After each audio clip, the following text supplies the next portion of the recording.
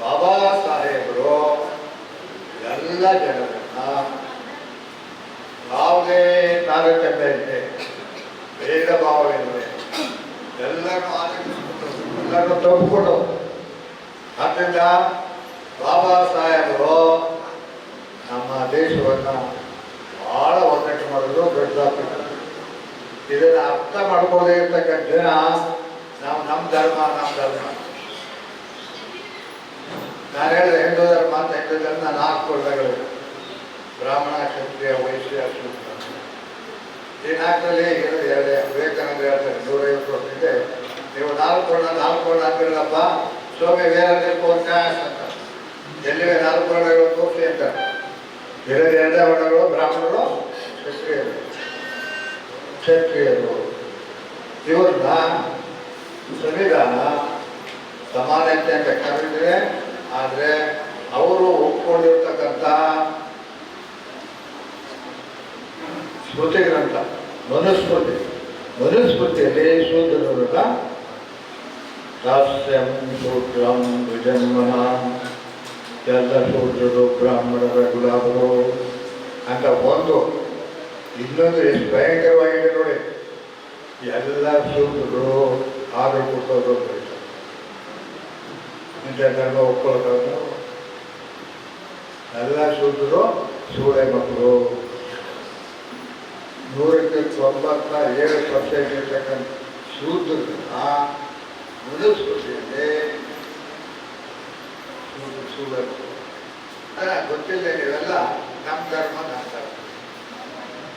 ವಿವೇಕಾನಂದ ಧರ್ಮ ಬಿಟ್ಬಿಟ್ಟು ಮಹಾತ್ಮ ಪೂಜೆಯವರು ಮಹಾರಾಷ್ಟ್ರದಲ್ಲಿ ದೊಡ್ಡ ಚಳವಳಿ ಮಾಡೋದು, ಅವರದನ್ನು ಬಿಟ್ಬಿಟ್ರು. ಕೇರಳದ ನಾರಾಯಣ ಗುರುದೇವರು ಬಿಟ್ಟರು. ತಮಿಳುನಾಡಲ್ಲಿ ತಂದೆ ಪೆರಿಯರ್ ಬಿಟ್ಟರು. ಅಂಬೇಡ್ಕರ್ ಬಿಟ್ಟರು. ಅಂತ ದೊಡ್ಡ ಏನು ಗುಲಾಬ್ಗಿರಿ ಬರಬೇಕು. ಬಾಬಾ ಸಾಹೇಬರು ಎಲ್ಲ ಜನರನ್ನ ಯಾವುದೇ ತಾರತಮ್ಯ ಇದೆ, ಭೇದ ಭಾವವಿಲ್ಲದೆ ಎಲ್ಲರೂ ಆಲೋಚಿಸಿಕೊಂಡು ಎಲ್ಲರೂ ತಗೊಂಡು, ಆದ್ದರಿಂದ ಬಾಬಾ ಸಾಹೇಬರು ನಮ್ಮ ದೇಶವನ್ನು ಬಹಳ ಒಗ್ಗಟ್ಟು ಮಾಡೋದು ದೊಡ್ಡದಾಗ್ತದೆ. ಇದನ್ನು ಅರ್ಥ ಮಾಡ್ಕೊಳ್ಳದೆ ಇರ್ತಕ್ಕಂಥ ಜನ ನಮ್ಮ ಧರ್ಮ ನಾನು ಹೇಳಿದೆ ಹಿಂದೂ ಧರ್ಮ ಅಂತ ಹೇಳಿದ್ರೆ ನಾನು 4 ವರ್ಗಗಳು: ಬ್ರಾಹ್ಮಣ, ಕ್ಷತ್ರಿಯ, ವೈಶ್ಯ, ಶೂದ್ರ.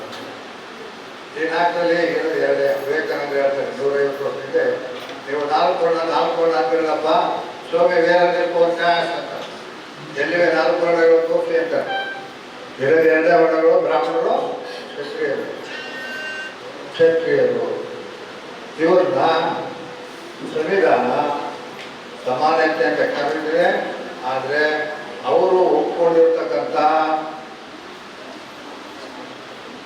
ಸ್ಮೃತಿ ಗ್ರಂಥ ಮನುಸ್ಮೃತಿಯಲ್ಲಿ ಶೂದ್ರರ ದಾಸ್ಯಂ ಶೂದ್ರಂ ವಿಜನ್ಮನ, ಎಲ್ಲ ಶೂದ್ರರು ಬ್ರಾಹ್ಮಣರ ಗುಲಾಬರು ಅಂತ ಒಂದು.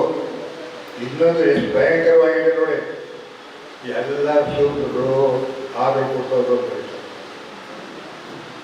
ಧರ್ಮ ಒಪ್ಕೊಳ್ಳೋದು. ಎಲ್ಲ ಶೂದ್ರರು ಸೂಳೆ ಮಕ್ಕಳು. 97% ಇರ್ತಕ್ಕಂಥ ಶೂದ್ರರನ್ನ ಮನುಸ್ಮೃತಿಯಲ್ಲಿ ಸೂಳೆ ಮಕ್ಕಳು.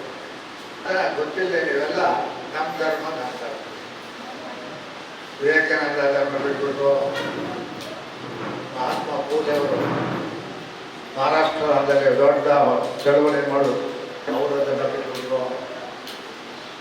ಕೇರಳದ ನಾರಾಯಣ ಗುರುದೇವರು ಬಿಟ್ಟರು.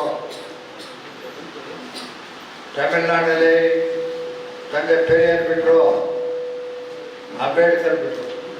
ಅಂತ ದೊಡ್ಡ ಏನು ಗುಲಾಬ್ಗಿರಿ ಬರಬೇಕು. ಆದ್ದರಿಂದ ಬಾಬಾ ಸಾಹೇಬ್ ಹೇಳಿದ್ರು, ಈ ಯಾವ ದೇವರುಗಳನ್ನು ಪೂಜೆ ಮಾಡಬೇಡಿ, ಇವೆಲ್ಲ ನಿಮ್ಮನ್ನು ಕೊಲೆ ಮಾಡೋ ದೇವರುಗಳು. ಹಿಂದೂ ದೇವರುಗಳೆಲ್ಲ ನಿಮ್ಮನ್ನು ಕೊಲೆ ಮಾಡೋ ದೇವರುಗಳು. ನಾನು ಪುಸ್ತಕ ಬರೆದಿದ್ದೇನೆ, ರಾಮ ಮಂದಿರ ಏಕೆ ಬೇಡ. ನೀವು ರಾಮ ದೇವರು ಅಂತ